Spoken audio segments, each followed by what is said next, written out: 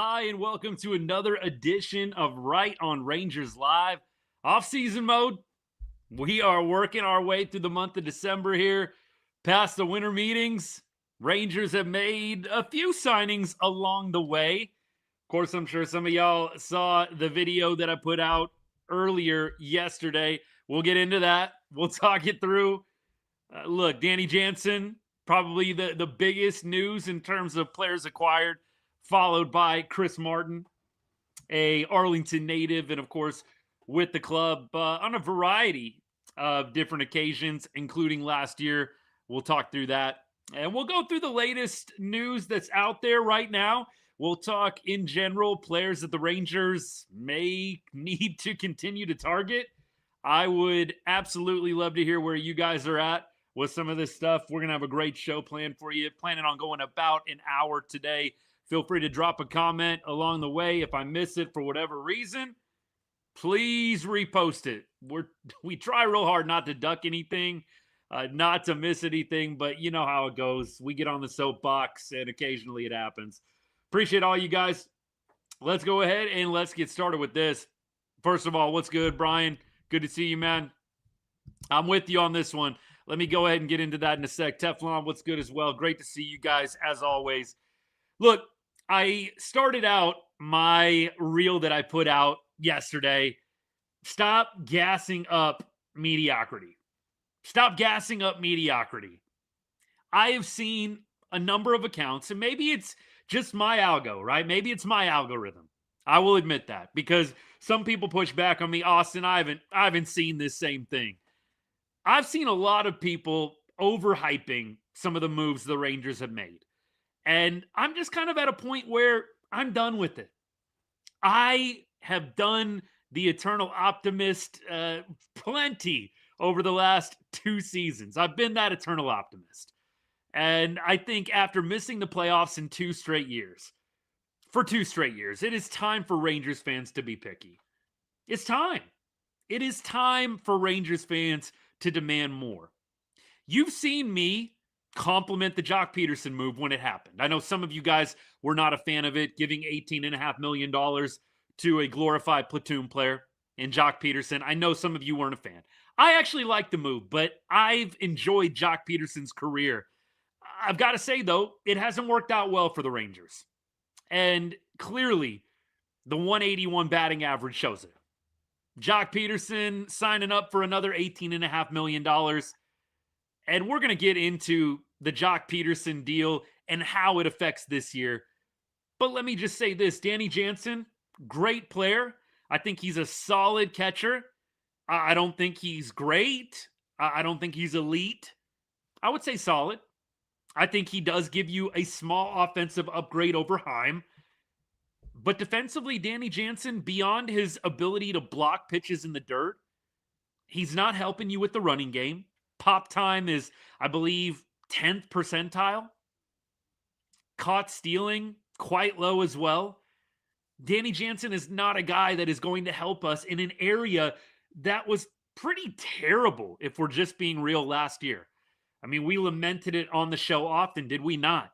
The Rangers could not throw anybody out last year. It was basically like a free base every time you stole on the Rangers. That's where I would have liked to have seen Texas make a different move than Danny Jansen. Do I think Danny is going to give you more than Jonah Heim? Of course. And without disrespecting Jonah Heim, who I like, Jonah Heim is not hard to improve on based on his play the last 2 years. And the stats back that up. Jonah Heim was one of the worst players offensively in baseball in 2024 and in 2025. The numbers don't lie on that. I don't bring that up to rub it in Heim's face. Jonah, I'm sure, is aware of his struggles, and he is very aware that he needed to be better the last 2 years. I don't say this to rub his face in the dirt. The numbers are the numbers. Whoever you acquired, the chances of them being an upgrade over Heim was quite high, just based on the fact of where the bar was with Heim the last 2 seasons offensively. I would have preferred the Rangers prioritize defense. I would have prioritized a guy that can actually control the running game. And that's not Danny Jansen. Now, could the Rangers still acquire a young catcher? They were kind of talking about on various reports that maybe the Rangers are still in the trade market for a young catcher. Think about, an Adley Rutschman. His name hasn't been mentioned specifically. We know Goodman from Colorado has been thrown around a little bit. Might the Rangers be in on one of those two? Maybe. I would like to see it. I would prefer not to go in to the 2026 season with this current tandem of Higgy and now Jansen. I think it's a little underwhelming, if I'm being completely honest. And then you're looking at guys like Alexis Diaz, who is a lottery ticket to me at this point. I don't know that he is going to pan out. I know a lot of people are pulling back the 2023 Baseball Savant page to feel better about Alexis Diaz. I would prefer to look at the what have you done for me lately. And Alexis Diaz is sitting on a 6.82 expected ERA in 2025. That's not good. I think the other guys, Tyler Alexander, kind of a hometown kid thing, that's always a feel-good story. I think Tyler Alexander can be useful for the Rangers, but he is not moving the needle. I like the Nimmo move, and we can agree on that, Teflon. I like the Nimmo move. I'm a big fan of the Nimmo move. You got out of a bad contract in Marcus Semien, and you got a player that hit 25 bombs last year, 90-plus RBI. We need players like that. I'm a fan of the Nimmo trade. Beyond that, I'm underwhelmed. And I know people are going to say, give it time. It's December. My longtime listeners out there, you know what I'm about to say next. How many times do we hear that over the course of a Rangers offseason? Give it time. Just wait. That's what everybody was telling me back in April when I was concerned. Back in June, May, when I was concerned about the direction of the club. It's only been 30 games. Give it a little time. And it's the same thing with the offseason. Yeah. It's like, at this point, I don't trust that if we just give it time, something magical is going to happen in this offseason. In fact, I think Rangers Nation, Rangers fans should unite on this one and put some pressure on the front office. Don't think for a second that they don't see the social media posts, that they don't hear the feedback from fans. If you're a Dallas Mavericks fan, I don't know how you couldn't believe that fans impacted what happened with Nico Harrison. I believe the same thing can happen if Rangers fans actually stop shrugging their shoulders and going to watch the 2023 highlight reel on repeat. I love 2023. I'm not satisfied with just that one championship. I want to see this club be a perennial contender. And I don't know how you could not if you are a diehard Rangers fan. I am not satisfied with what the Rangers have done this offseason.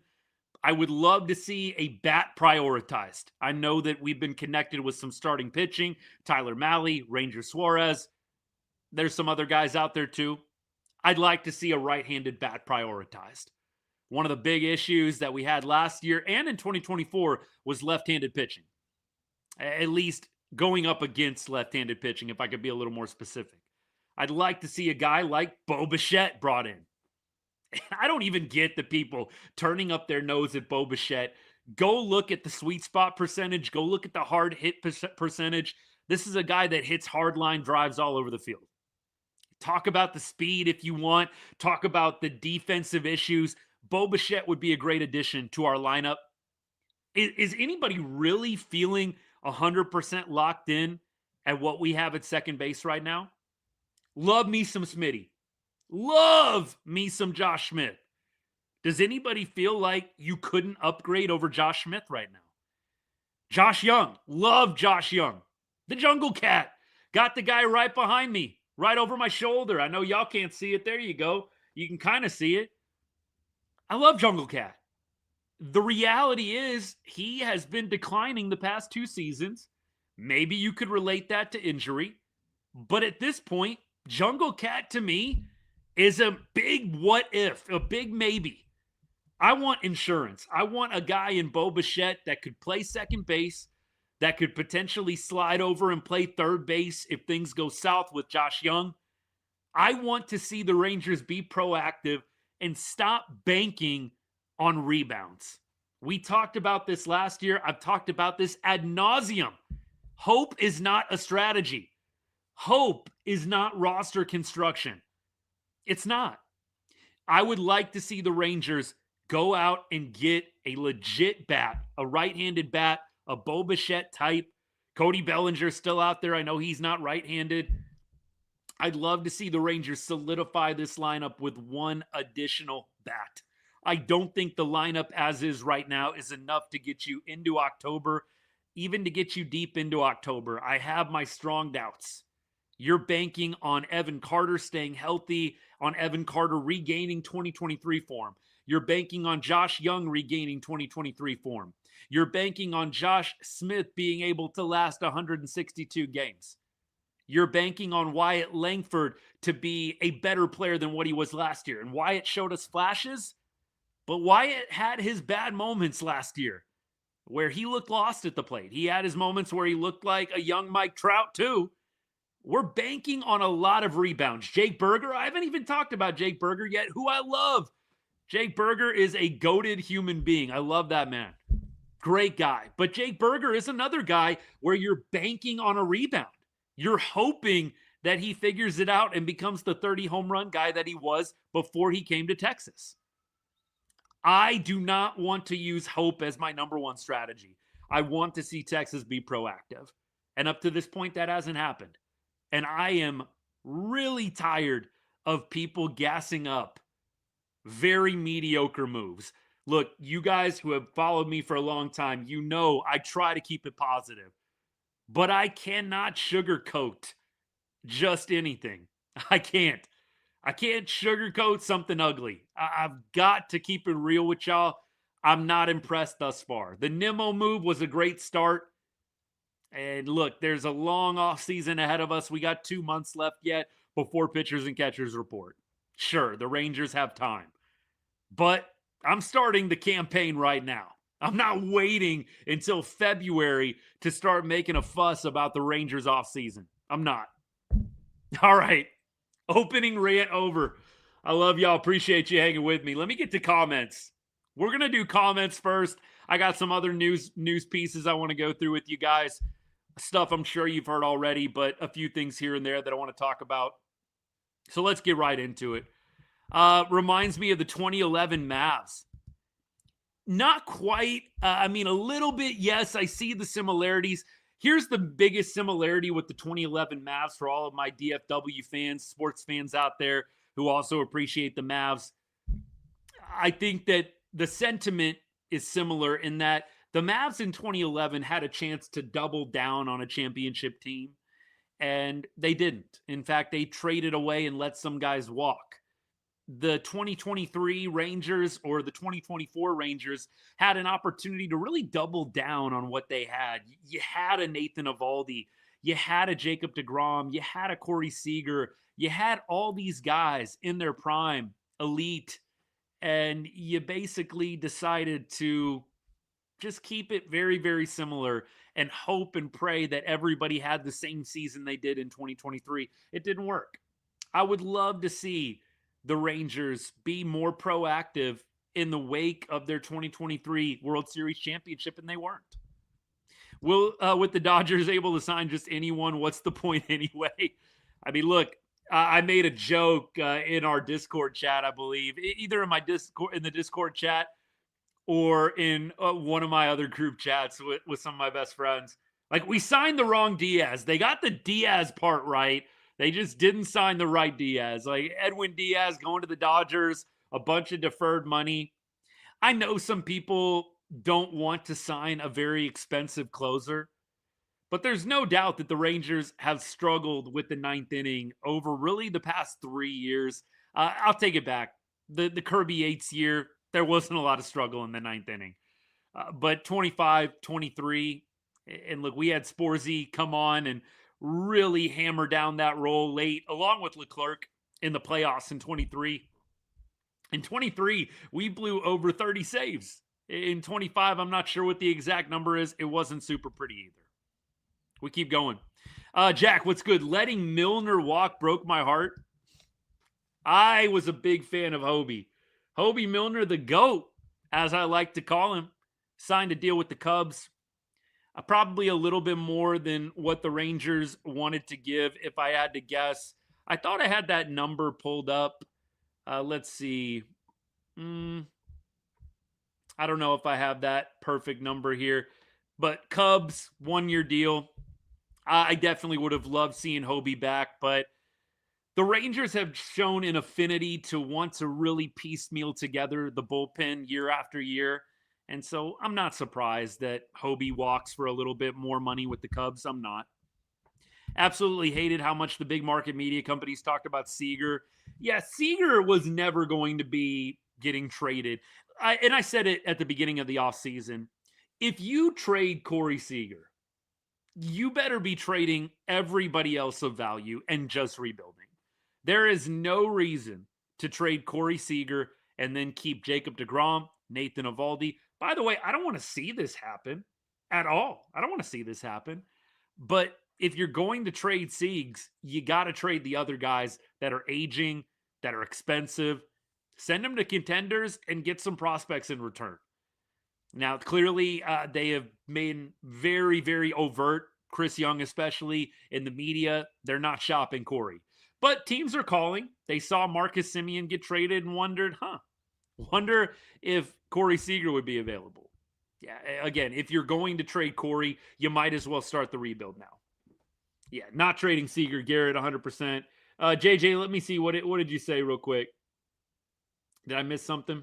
Am I crazy for wanting Nate Lowe back over Berger? I don't think you're crazy, but I think we had this Berger-Lowe debate last year. And I think we essentially determined you're getting more upside with Jake Berger. You've got a guy that can hit for more power. We know Nate Lowe will give you 15 to 20 bombs every year and sniff around 75, 80 RBI. I do think there is more potential and upside with Berger. Berger actually turned into a pretty dependable first baseman last year. That was kind of my big concern when we lost Nate Lowe, who was a Gold Glover. What are we going to do replacing that glove? Berger actually, I think, did pretty well. He had some gaffes here and there, but we actually watched Jake Berger make a lot of good plays over at that first base spot. And I would imagine he's only been working on the craft a little bit more this offseason, probably a lot more. Ragsdale did a great job with him last year, and I hope that he continues building the first base defensive prowess that he started to display, honestly, in 2025. If Berger's bat can get right, give me Berger all day long. I just like the upside better with Jake. I don't think Nate Lowe is way below Jake Berger, but Jake Berger's more controllable than Nate Lowe, and at this point, much cheaper. Jake Berger is not even in arbitration years yet. Nate Lowe, you're going to be paying him double-digit millions, and so I'm taking Jake Berger all day long there. Appreciate you guys. Thanks for the comments. Keep it going. McJay, what's good? Good to see you, brother. Why go over the tax line last season and not get a bat? That's kind of how I feel too, G-Man. Like, if you're going to go over the tax, that was the big thing. Don't go over the luxury tax threshold, right? Don't go over it. Why not go get a bat? That just didn't make a ton of sense. You could have gone and got an Eugenio Suarez. Gino was sitting there. Mariners decided to gobble him up, bring him back to Seattle. We could have used a bat like Suarez. I think he would have helped. I know he didn't dominate in his time in Seattle. He had a few big moments, but Suarez would have helped for sure. I definitely feel the same exact way as you, G-Man. I did not get not going out and pursuing a right-handed bat last year. Get it? That's good stuff. Nolan Ryan, Chuck Norris, man. Great back-to-back.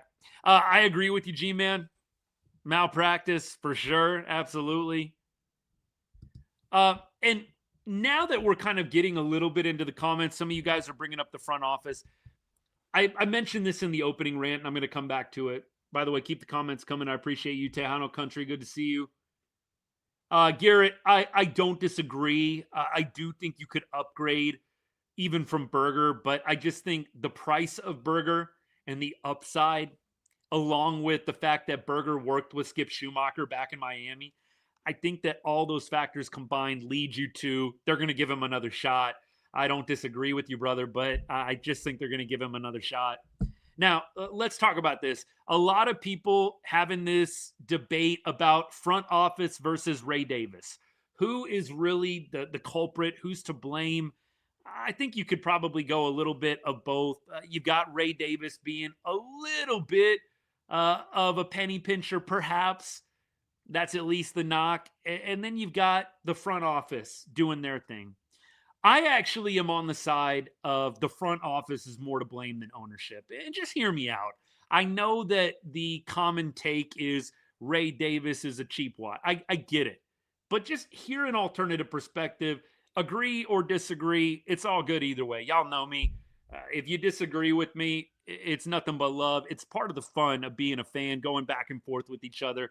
So you're not going to hurt my feelings. But I will say this. Chris Young just made a terrible, terrible free agent acquisition in Jock Peterson. Spent $38 million on Jock Peterson. You also got Chris Young gutting the farm system, selling off 3 prospects, top 15 prospects in Hageman, Bratt, and Drake, and basically having Merrill Kelly go right back to the Diamondbacks. It's embarrassing. See why I got played a little bit in that one. I don't think we can deny that. You've also got the Marcus Semien contract, which was a bad contract in my opinion, and would have been a bad contract this year, paying $24 million a year for Marcus Semien. Maybe Semien lights it on fire this year and the contract looks incredible. I doubt it. You've had a series of questionable moves from Chris Young. I can't blame Ray Davis for being a little hesitant to spend more money when CY just wasted $38 million on Jock Peterson. Like, I mean, look, put yourself in Ray Davis' shoes. I equate it to you've got a financial advisor that just advised you to put $38 million into a stock that absolutely tanked. And now you're wanting that guy, you're wanting to spend more money to recover the losses. I mean, just put it in real world perspectives. I don't think you can blame Ray Davis for being a little hesitant to give CY more money to burn after Jock Peterson just totally soiled the bed in 2025. Now, look, would I love Ray Davis to spend more money? 1,000%, but it's not my money. If it was my money, I would be looking at CY appreciative of the 2023 World Series ring and CY's part in it, but I would also be very hesitant to just dole out money left and right for Chris Young to give out to free agents when he just absolutely busted on Jock Peterson. Take that as you will. I understand that some people are always going to be on Chris Young's side and come to his defense. I like CY by and large. This is not a CY hate piece, but I just think that it's a little tired and slightly ignorant to just say it's all on the ownership. The ownership has put out a top 10 payroll in baseball. They've given out big contracts. Corey Seager, Marcus Semien, Jock Peterson, to me, is a big contract. You're paying the guy almost $20 million a year, and you're getting a 181 batting average out of it. You've also seen the front office give big contracts to Nathan Eovaldi, Jacob deGrom. I just think that the narrative that Ray Davis doesn't spend any money is a little misguided. I think you have to put the pressure back a little bit on the front office, push back a little bit on CY and Fenstermaker. You guys have not used the money wisely. And it's not a shock to me that the owner's not like, yeah, let me give you guys another 300 mil of my money to work with. I mean, look, I can only put myself in Ray Davis' shoes. If I just had a financial advisor totally whiff on a $38 million investment, I'm not going to be thinking to myself, yeah, let me give this guy another 38. I mean, Ray Davis, hate him, love him. I can't blame the guy totally for where we're at right now in this offseason. All right. At this rate, why not just defer money? That might be what they do. One busted move too much. He has to be perfect. I think there's other ones you point to as well. Look at the deadline whiffs. I think back-to-back years, CY has made a choice not to sell.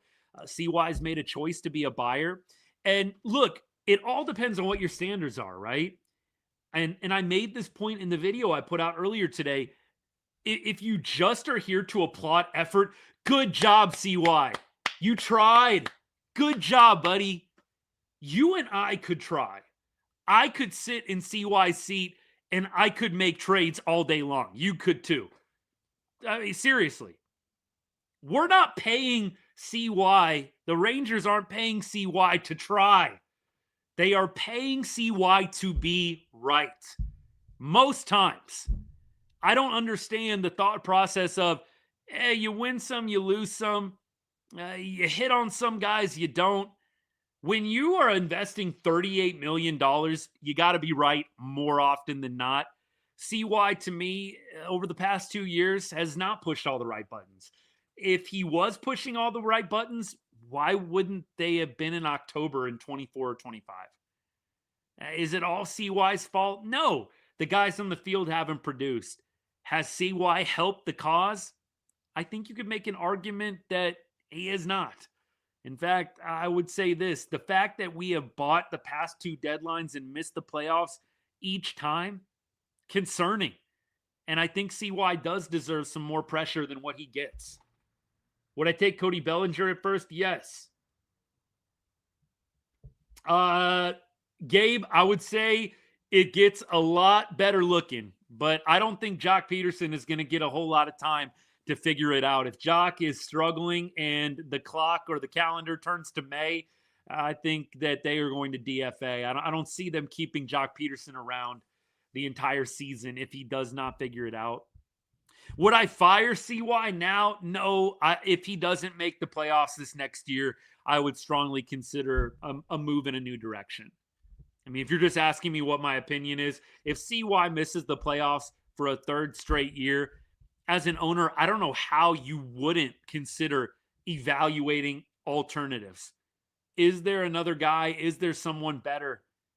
I think that you have to put it on the table. 3 straight years not missing the playoffs with a top 10 payroll. I don't know. Just say things out loud sometimes. I feel like it brings a lot of clarity. They have a top 10 payroll and you miss the playoffs 3 years in a row. Does that sound like a front office exec that should have a ton of job security? I would say probably no. Probably no. Alejandro, that to me is kind of a part of my point. Some of you guys I know are talking about, hey, he made one bad move with Jock. So what? It's the deadline stuff too, though. It's like you're not able to totally evaluate and project your team. And that is what you get paid to do. Again, these guys don't get paid in the front office to be rah, feel good, just try to do their best and hope and pray that it all works out. These guys get paid to be right. They get paid to hit on whether or not to buy or sell. They get paid to hit on free agents that you're investing $38 million into. They do. McJ, is this real? 61 out of 100? What was the prompt on that, McJ? That is freaking hilarious, bro. The comment from YouTube was, AI rates CY as a 61 out of 100 GM. What was the prompt on that? Did you just say rate CY on a scale of 1 to 100? That is hilarious, man. Could I see an Adley for Rocker trade? Jerry, what's good, brother? Thanks for hanging out. Straight up, I don't think that they want to bail on Kumar. I think they want to see Kumar one more year, and then I could see them potentially going a different route. I think they want to see what Kumar can do in year 3, year 4, being around the big league club. So I would think he probably gets another year in the organization to prove himself. I think there is a lot of upside with Rocker. There are some concerns as well. I don't know if they would do a Rocker for Adley straight up. Take away the 23 season. Yeah, CY does not have a ton of legs to stand on. But fortunately, that 23 season is a pretty big leg. Bring back Daniels, Luis. That's awesome. Look, John Daniels, criminally underrated, I think, by most Rangers fans. It got a little ugly at the end, I'll admit. The 21 season was ugly. The 2020 season was ugly. There were a number of ugly seasons in a row at the end of Daniels' tenure. But when you really think about it, Daniels got us to, I say Daniels got us to 3 World Series. If you look at what John Daniels did and you look at that 23 team, John Daniels drafted Evan Carter. He drafted Josh Young. He was responsible for the Josh Smith trade. There's so many fingerprints that John Daniels has all over that 23 World Series. Now, was he in charge when they won it all? No, he wasn't. Is it 100% John Daniels, 0% CY? Of course not.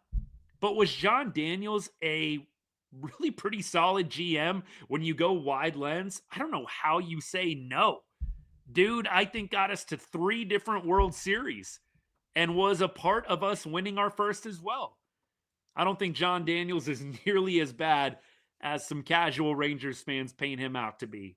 And I think that the more that time passes, the more we'll appreciate 3 World Series appearances in 15 years. That ain't bad, man. That ain't bad.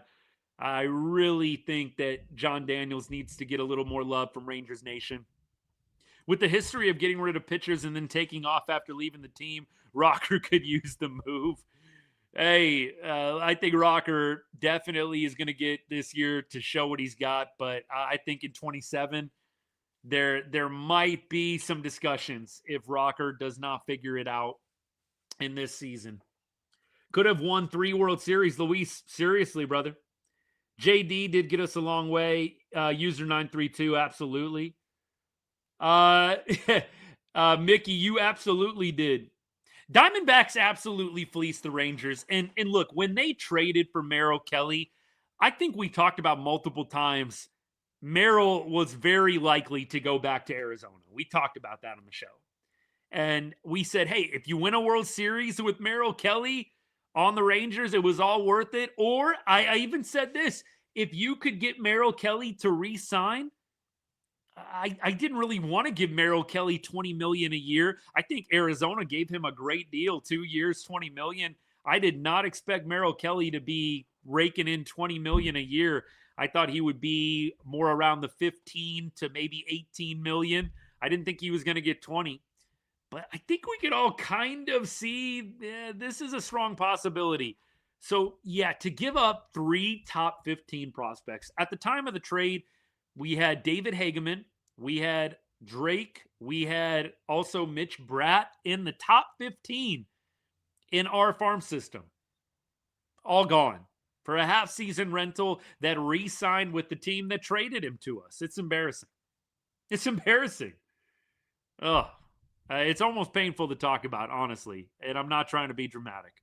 Is JD a GM somewhere? He went with Tampa Bay, I think, for a little while. I don't know if he's still with the Rays. Can somebody help me out on that? Last I heard, he was with the Rays, like in some kind of advisory role. I'll check it out. Is a senior advisor at the Tampa Bay Rays. This is Wikipedia, so take it for what it's worth. But senior advisor with the Tampa Bay Rays right now. All right. There's the John Daniels update for you. Can I see us getting Gallen? I think that Zach Gallen definitely has 1 or 2 starter stuff. I know last year, Gallen, I think had a little bit of a down year. Let me look at the numbers.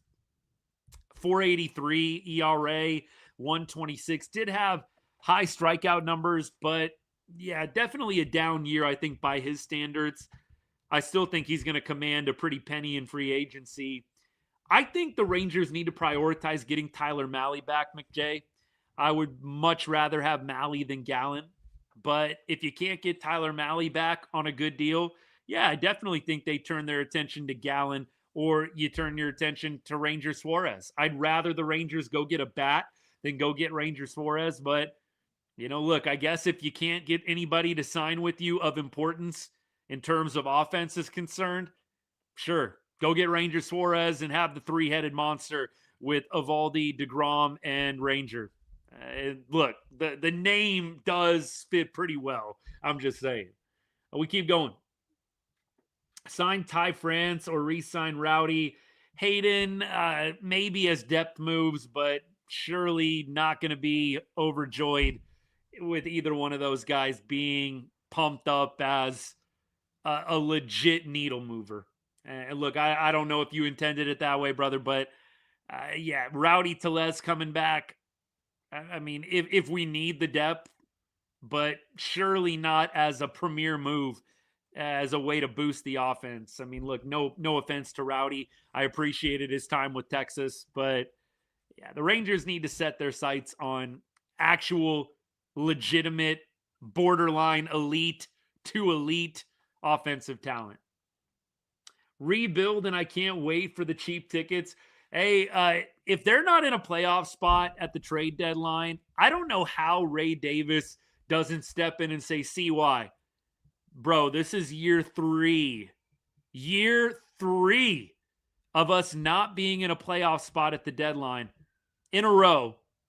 Are we really going to buy a third year in a row?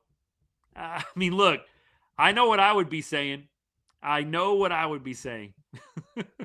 Big Christmas is available. That's right, man. I forgot he was a free agent. Look, bro raked in Cleveland. I know he had some down moments as well, but man's got power. That's for sure.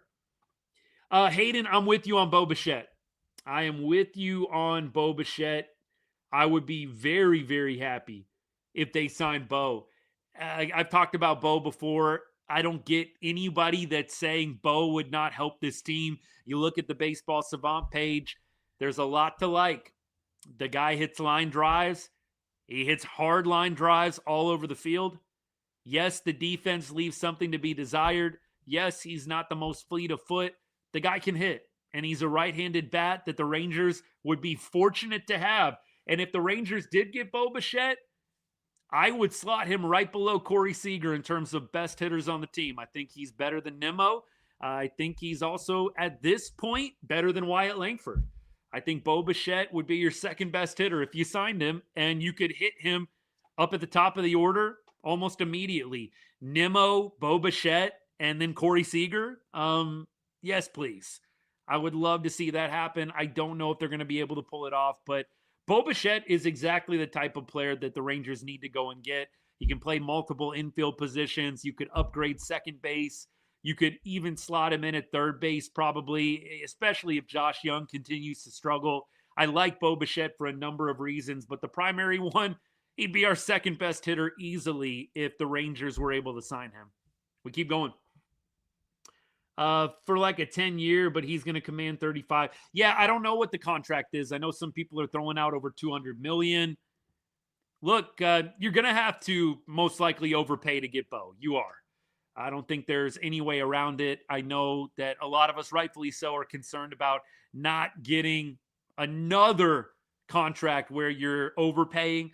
But to get these stars, unfortunately, it is a bidding war at times, and you do have to overpay. So if they had to spend a little bit more for Bo, I'm in favor of it. I think Bo could easily, like I said, continue on with this. He's in the prime of his career right now. If it's not working out in the field, eventually you could have him DH. I think Bo would be a guy worth investing in. I really do. I'm a big Bo Bichette fan. I wanted the Rangers to get him at the trade deadline. The Jays took off and never looked back all the way to a World Series appearance, losing in Game 7 to the Dodgers. But as the trade deadline approached, before Toronto caught fire, I would have loved for the Rangers to have acquired Bo Bichette at that point. All right, let me see. Arise, to me, if you go out and get Arise, I'm not going to turn my nose up at Luis Arise, but I would much prefer the Rangers invest money in Bo Bichette. And if Arise is still there, sure. I mean, Arise obviously played in Miami for Skip Schumacher. There is that connection there. And I think he does clearly fit in with the more small ball approach that I'm a big fan of. And Skip Schumacher, most importantly, is a big fan of as well, philosophically.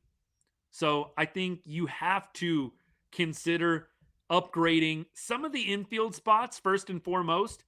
Outfield feels a little bit spoken for already. But I would say infield, you definitely could still improve and upgrade. All right, we keep going. Let's see. Pillowcase, do I think the Rangers are going to make the playoffs this year? Got to see more before I can make that determination. I've got to see how this offseason plays out a little bit more. Really do. I don't think any big names even want to play for us.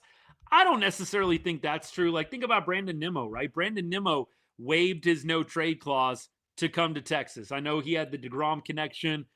I think that Brandon Nimmo moving to Texas, waiving the no trade clause, shows you there's still some guys that want to come and play here. It's still a big market, and you've got guys on the team that are talented. You look at Evo, you look at DeGrom, you look at Seager, you look at some up-and-coming players like Wyatt Langford. I think you can definitely make the argument that Texas is a team that can make it to October. It's still a desirable location, but yeah, the vibes, I think, are a little bit down the past 2 years. I think we can say that quite safely. So hopefully this year, the Rangers, with the time they have left in the offseason, make some improvements, and it's a much better product in 2026. That's the plan, at least. Got to say it out loud. Got to speak these things into existence sometimes. What's good if y'all are just hanging out? We're just talking off-season ball, talking Rangers, talking about some of the moves that the Rangers have made recently, talking about the TikTok, the video, the reel that I put out yesterday. Appreciate everybody that commented and liked that, by the way, and shared it with others. Alex Bregman, I said it. It's going to ruffle some Rangers Nation feathers. I would love a player like Alex Bregman. I know that might be sacrilegious to some Rangers fans, but Bregman is a clear upgrade over Josh Young and also Josh Smith. I mean, if you moved Bregman over to second base, I don't think you should. I think he's still one of the best third basemen in the game. To me, if you could go get Bregman, you should. I think he's probably going to go back to Boston on a more lucrative deal. Wouldn't mind that at all. At all. Who is the closer that is going to step up? Well, I don't know. I think the Rangers could re-sign Sean Armstrong. There has been mutual interest there. I think Armstrong could be a closer candidate if they brought him back. Look, I don't think there's an obvious choice right now otherwise. I'm not really on the Teodo closing page. I know he was a guy we threw out a lot at the beginning of last year. I think you have to go out and get somebody that is able to slot naturally into that role. Sean Armstrong feels like the most obvious fit, unless you're going to go out and get somebody in a trade, get somebody who's a little bit more big name. I would really not like to see the Rangers just piecemeal together the ninth inning. That would not be ideal. When is Walcott projected to be ready? Some of you guys have been asking about Walcott, and I would say that Walcott appearing for the Rangers this year, while exciting, anytime your number one prospect makes their major league debut, how can you not have your eyes directly glued to that? But I think if we see Sebastian Walcott this year, the season is probably not going very well. I mean, look, if you bring him up, it's to play him every day. And that's probably going to happen if the Rangers are pretty terrible. So we might see him this year, and that would be, hey, post-deadline, we have done a fire sale and sold off a bunch of pieces, and now we have to go ahead, reboot, and yeah, let's bring up Walcott and see what he's got. But I hope that Walcott is not a guy we see until 2027. That would be my hope. The only other reason you'd bring him up is if he is tearing the cover off the ball in AA/AAA. And look, he was in AA last year, had some struggles. I think that Walcott in 2027 feels a lot more likely unless he is just absolutely obliterating minor league pitching and he forces the Rangers' hand. All right, keep going. Cody Bellinger, I would not mind seeing Cody at all.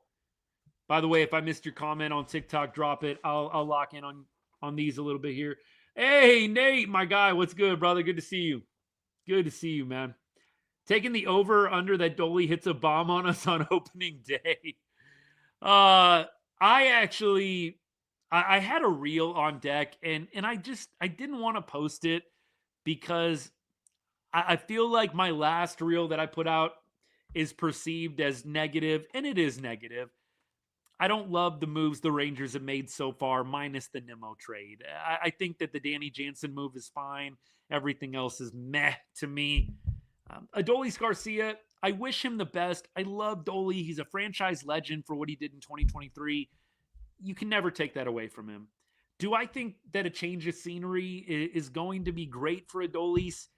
I don't necessarily see Dolly turning it on in Philly. I think that you've seen over the years the better lineup argument is kind of a myth. There's more RBI opportunity, but it doesn't necessarily solve problems if a player is struggling the way Dolly struggled for us last year. Adolis chased way too much last year. You didn't really even have to throw him a strike to get him out. So this idea that teams are going to pitch to Dolly because the team around him, the Phillies lineup, is better than what the Rangers had, I'm really not buying it. I might end up just posting this video because I know a lot of us really like Adolis Garcia and are probably going to follow him. I hope to be wrong, but look, it fell off a cliff the last 2 years for Dolly, and the approach was the real problem. Look, the chase percentile went from 42 in 2023 to, I think it was like 17 in 24. And then Dolly dropped down to the 10th percentile in chase percentage in 2025. I mean, 90% of the league basically is better than Adolis when it comes to not chasing pitches outside the zone. Adolis, the numbers are not really supporting a rebound in Philly. In fact, I wouldn't be surprised if he leveled out and did the same thing in 2026 as he did in 25, or if the numbers got slightly worse. I'm not saying that because I don't like Adolis. I'm not saying that because I'm not a big Dolly fan. I am, but I also am a bit of a realist. The numbers don't look great for Adolis right now. We'll see what happens. We'll see how it goes. Fans are just over emotional on Dolly. That was an overpay by Philly. JK, I have to agree with you. I think that it was a bit of an overpay. $10 million a year. I'm happy for Adolis. The fact that he got $10 million a year is big time. Good for him. Great for him. Happy for him. But I can't see a big turnaround in Philadelphia. For anybody out there, Phillies fan, I'm not trying to be a hater. Look at the numbers from year to year. They're not encouraging if you're really hopeful for a rebound. They're not. Coaches matter. If you have the same coach, numbers are consistent. We'll see. We'll see what happens. I'm a fan, Hayden, of the Bregman deal, the Kyle Tucker deal. I can't see us going to get Tucker. I think it's going to be way too expensive. Vance, appreciate the follow, by the way. Thank you so much, man.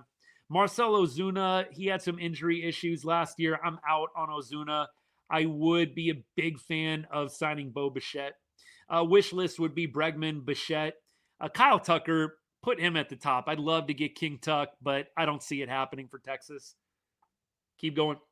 Tucker will get at least 8 years. Yeah, I see Tuck getting a pretty big deal. I don't think you're going to be able to do 6 years unless you are paying him buku bucks on an annual basis.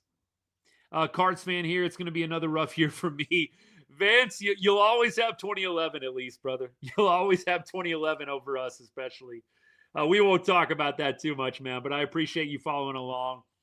We obviously talk a lot of Rangers on the show, but I'll talk just about anything baseball related. Fun fact, Vance, I actually was born in St. Louis, lived there for a little bit as a child before we moved to Texas when I was pretty young. So I actually do remember going to some Cardinals games, but most of my formative years spent in Texas, and obviously big-time Rangers fan at this point. But yeah, spent some time going to Cards games when I was real small. Great environment. It was actually really kind of sad to me. I know some of y'all hate the Cardinals, so we won't talk Cardinals too long. But it's actually kind of sad to me seeing the seats so empty at Busch, man. That's just something you never see. Never. Brendan Donovan. Love Brendan Donovan. JJ, I'm glad you brought up Donovan, man. I love B. Donovan, man. That guy is a player. I wish that the Rangers would have or would try and get Brendan Donovan. I am a big Brendan Donovan fan. I would love to see him in Ranger red, white, and blue. Safe to say Nimmo will be leadoff. Yeah, that's what I see. Maybe JK, you put Wyatt at 2 and Siegs at 3 to give Seager a little bit more on the RBI opportunity. I like Seager at 3 better. I know we're splitting hairs here, but I have always been a fan of Seager hitting third. I think if you can get Nimmo and if you can get Wyatt on base in front of him, that's ideal. And then you give him more opportunity to make a bigger impact on the game. I'm not going to be mad at Corey Seager hitting 2, but it would just be my personal preference that he hits third so he has more guys in front of him. Look, if you hit him 2, it almost feels like you have to put Evan Carter 9. And I think Evan Carter could be the leadoff hitter of the future with Texas, but it feels like you've got to put somebody solid in that 9 spot if you're going to bat Seager second. So at least over the course of the game, you've got a really good hitter in front of him, and you've got a guy in the 9 spot that actually has a shot at getting on base as well. It's why it kind of drove me nuts when they would put Leote in the 9 spot. And this isn't need to be a Leote, bag on session, but I just never understood, why are you batting Leote 9th if you're hitting Corey Seager second? You want to have 2 hitters in front of Corey Seager at all times, no matter where you hit him in the lineup, either 9-1 or 1-2, that have a legitimate shot every time to get on base to provide him with opportunities to drive in runs. I would love to have Brendan Donovan, McJay. That is a beautiful combo you got. I know I've been saying this. I need to get into baseball cards more. I really do. I love baseball cards. I am not an expert when it comes to collecting them in the adult world. I love collecting them as a kid, trading them, doing all that fun stuff. I'm pretty green when it comes to all of the verification and all the grading that has to get done with these cards. I'm going to get into it when I have a little bit more time, I swear. And McJay, I'm counting on you to be the one to lead me into it, brother. So just be prepared. I'm going to be knocking down your door in a little bit here. Thoughts on Adolis to the Phillies? I've already kind of talked about that a little bit, so I'm going to keep it a little shorter. But I think Adolis, the change of scenery will be good for him mentally. I don't know that it's going to improve a ton in terms of the production. I think there's some troubling stats that you look at with Adolis from 23 to 24 to 25. I don't necessarily feel like a rebound is likely. And I said it in the Discord chat. I have a Ride on Rangers Discord chat that I've had almost half a year now. What is it? We started it like in May or June. It's awesome. Great group of guys. By the way, if you want to be a part of that Discord, it's literally the only thing I've monetized on the channel. You just have to be a member on YouTube, or you have to subscribe on TikTok. I think it's like $2.99 a month. The only thing that I've monetized, little plug for that, totally optional. Everything that I do on here is going to be free. I really want to keep to that regardless of how big this thing gets. But that's the one thing. If you want access to that Discord, become a subscriber on TikTok. I forget where the button is. They changed it now. It used to be in the bottom left corner. If you're on YouTube, you got to hit that join button and you go from there. But consider it. It's a great group of people. But when it comes to that Discord chat, I said, I really feel like Adolis, if he doesn't get off to a good start, we know what that Philly media is like, don't we? We know that Philly media is not going to be as nice to him as they were in Arlington. And even the Arlington media got a little bit hard on Adolis at the end. So if he does not have a good start, you're paying him $10 million. I expect fans and the media to start ripping it on him pretty good. I hope that I'm not right and Adolis has a good year there, because I think he is going to have a tough time finding a lot of supporters if he starts off bad. Keep going. The new rule about challenging strikes, don't appreciate you. I wish there were more challenges. I feel like they don't have enough challenges. So the rule, by the way, just to clarify here, I don't want to botch this. So let me go ahead and let me look this up. So I believe it's 3 challenges a game. I think it's 3 challenges a game. So during the 26th season, players, pitcher, catcher, batter can challenge by tapping their helmet, getting 2 challenges per game to trigger an automated review. 2 challenges a game? So I was wrong. It's not even 3, it's 2.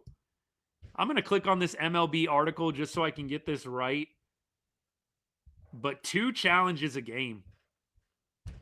That seems like way too few. How about 2 challenges an inning? That's how many bad calls. That's where we're at. You really do need 2 challenges an inning. Seriously. I'm a fan of it. I'm a big fan of it. I wish that it would have been in the game several years back. I thought, during the COVID year, that would have been a great time to kind of try out some new things. I feel like they messed with it a little bit. They did the 7-inning doubleheader thing. I didn't love that. I really thought, man, 2020, the COVID year, that would have been a great year to just test out automated balls and strikes. So I feel like they're about 6 years late on this, but you know what? Better late than never. I'm a fan of it. I wish there were more challenges. Man. Why is Foscue still on the 40-man roster? Life's mysteries, McJay. That's a question I'm going to have to ask God when I get to heaven, man.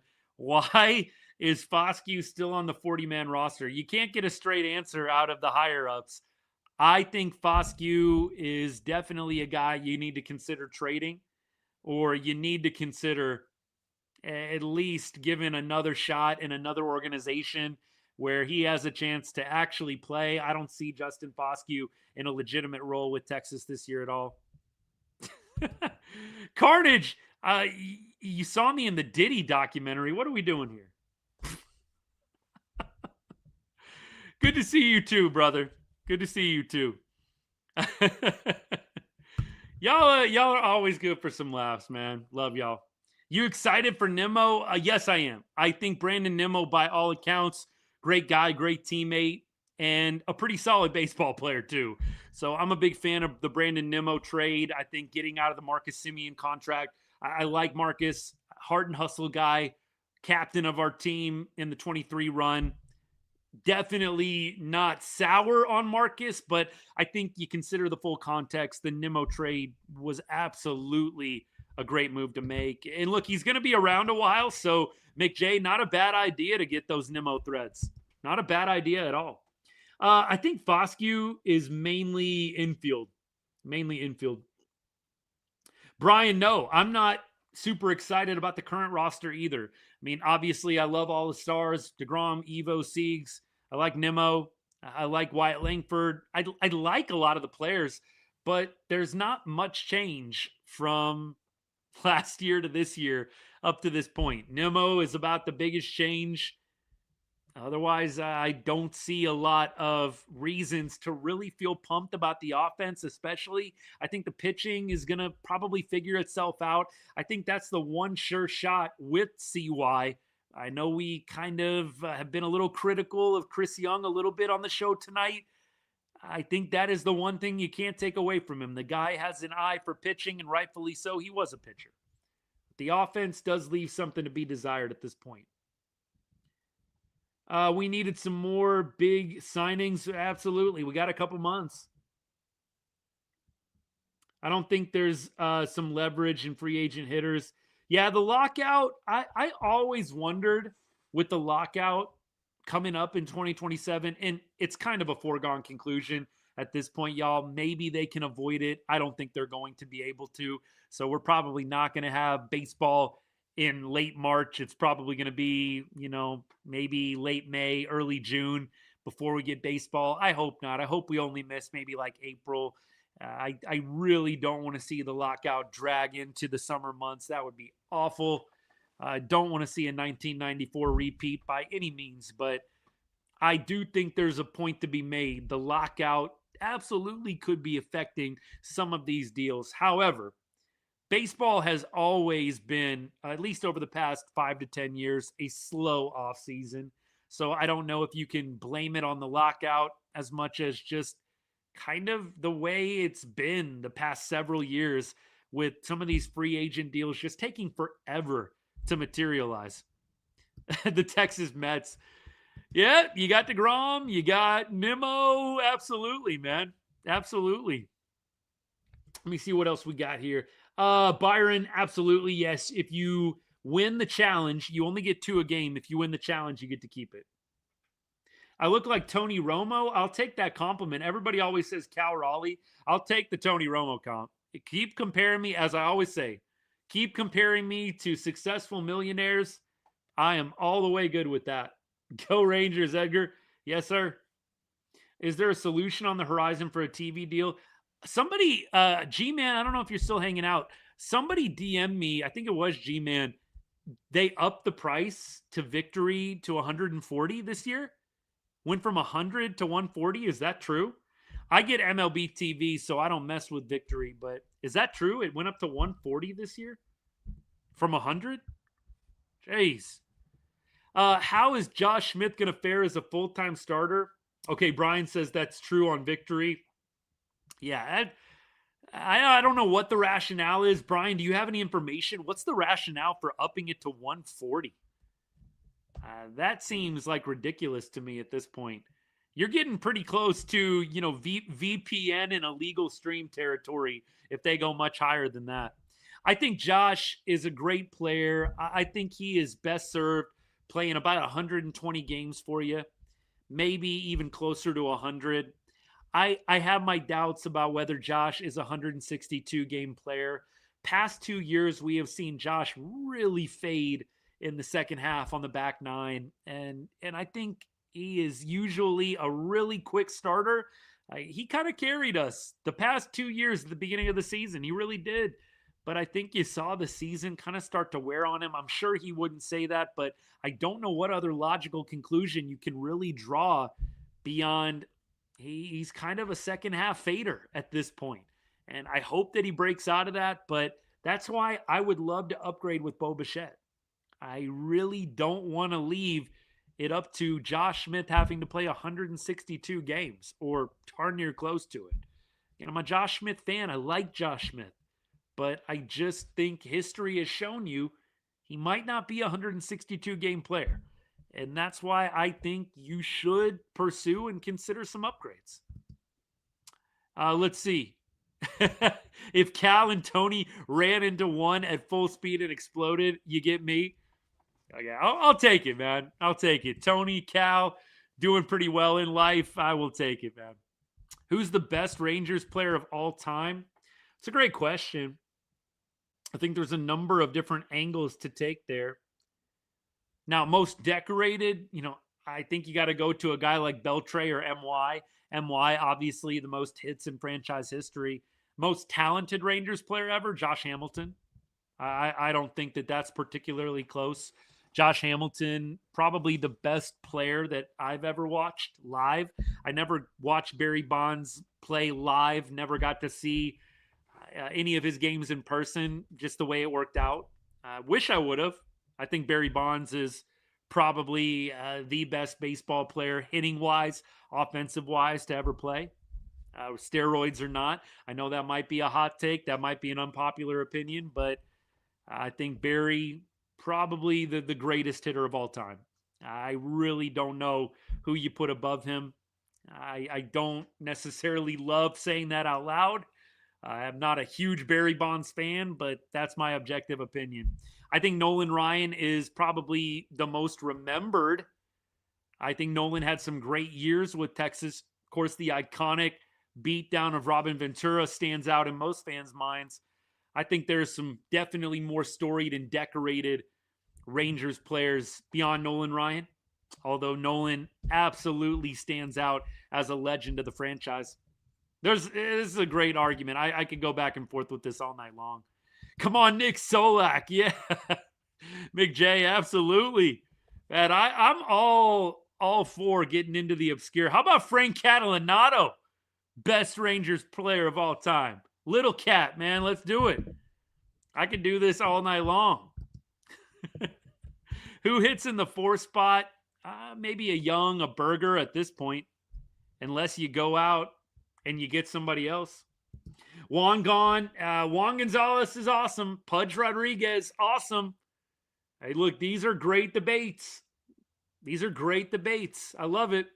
But I think at this point, you kind of have to separate like most notable with guys and their production on the field. I mean, MY is about as good of a choice as any when it comes to best Rangers of all time, just because of the years that he racked up with the franchise. But yeah, of course, Wangan, Pudge. You got all these guys that you can reel off. Palmero.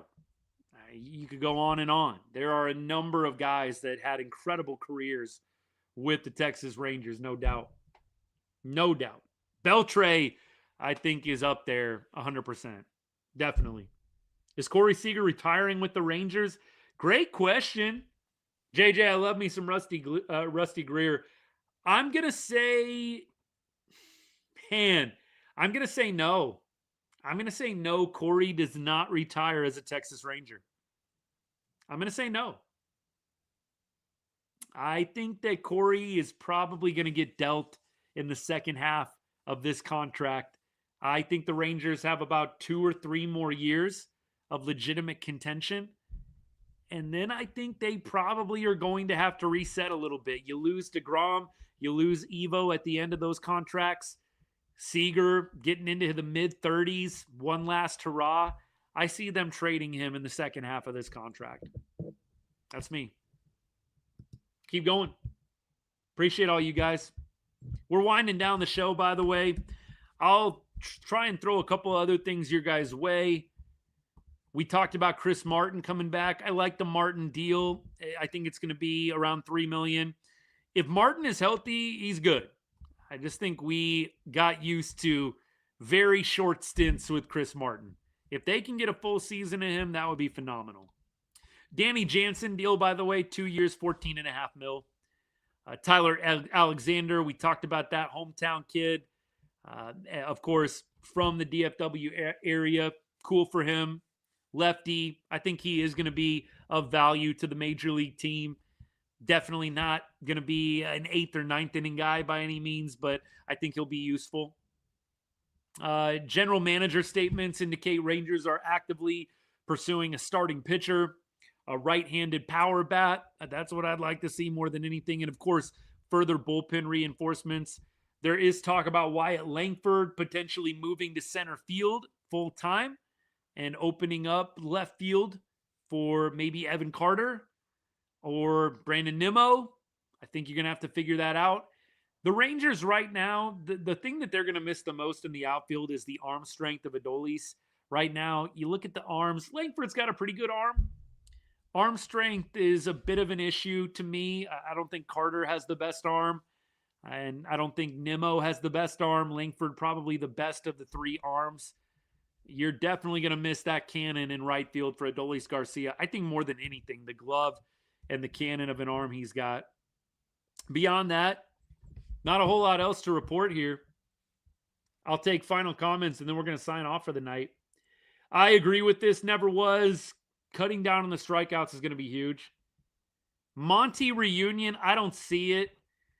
If it is, it's going to be like a Patrick Corbin style deal, like 1 year, prove it kind of thing. 1 year, prove it. That's what I would say. Ultra, I don't really agree with you on the Barry Bonds thing. Barry Bonds did not have an OPS below 1,000 after 1992. I'm looking at the baseball ref page right now. OPS for Barry Bonds was over 1,000 from 1992 to 2005. In 2006, he had a 999 OPS. I don't know if I would be using batting average as the main champion point in the Barry Bonds debate. That's just me. Yeah, I agree with you on this. Hambone, definitely the most talented Ranger ever. Evan Carter needs to be a starter. Texas Carnage, I've said this for a long time. He needs to be an everyday player. Skip Schumacher actually has talked about Evan Carter being an everyday player. So for me, I think that is the direction they need to go. The big question mark, is the health going to hold up? That to me is the biggest concern here. Has to stay on the field. Will Corey retire as a Dodger? I have no clue. I just think the Rangers probably trade him on the second half, somewhere maybe in the last 2 or 3 years of this contract. I think Corey will be with us as long as we have DeGrom and Evo. After DeGrom and Evo and those contracts fade away, I could see the Rangers dealing Corey Seager. I don't want it to happen, but if you're making me bet on it, that's what I'm betting on. Yeah, it'll be interesting, JK, with the new coaching staff, 100%. Yeah, Rodrigo, I'm with you on Bonds. I don't love the cheating stuff. I still think Bonds, even without roids, probably the best hitter of all time. I still say that. I know that people don't like Barry Bonds, and so maybe that clouds it a little bit. Just go check out the Baseball Ref page, please. Check it out. You look at his WAR over all those seasons, even in the early 90s before the roids. Dude was legit. I mean, we're talking about a guy that won 3 MVPs in 4 years from 1990 to 1993 before the roids. 3 MVPs in 4 years from 90 to 93. And this is a guy that was very, very good at baseball before he ever took steroids and played for the San Francisco Giants. What do I think about Jacob Latz? I hope he takes the next step, man. I really hope he does. I really hope he does, man. I would love to see Latz become an every 5th day guy for Texas. I don't think they're going to keep him out in the bullpen. Miguel Cabrera would like a word. He's up there. He's up there. Chris Young should consider extending Corey Seager. I don't think that's going to happen. I don't think that's going to happen. Raw B, it will be if we don't sign anybody else. That's for sure. Hey, all right, y'all. I'm going to sign off for the night. I'm going to have a couple of videos out to you guys shortly. Love y'all and appreciate all the comments. Y'all help keep the show fresh and make this fun, honestly. Like, I can sit here and yap all day long, but I appreciate the back and forth with you guys. You know that. Not always going to agree on everything, obviously. But that's a part of fun of being a fan, man. All these people just get way too in their feelings when they disagree with other people. I appreciate all you guys, man. It's part of the fun. We don't have to agree on everything. Let's go back and forth a little bit. But, man, we're all baseball fans. And for many of us, we're all Rangers fans. So appreciate you guys. Have a great rest of the week. I'll have some videos out over the next 5 days. Some Rangers stuff, maybe some Cowboys stuff here and there too. I cover the Rangers, the Cowboys, the Mavs, and the Longhorns as well. So if you see some different content from me beyond Rangers, you know what's up. But thank you for supporting the show. If you haven't followed yet, hit that follow button. You get the vibe. You see what we do here. This is every Wednesday, by the way, during the off-season Rangers show. Normally we do weekend football stuff, but obviously Cowboys will be later on this week. We'll do a Cowboy show on Sunday.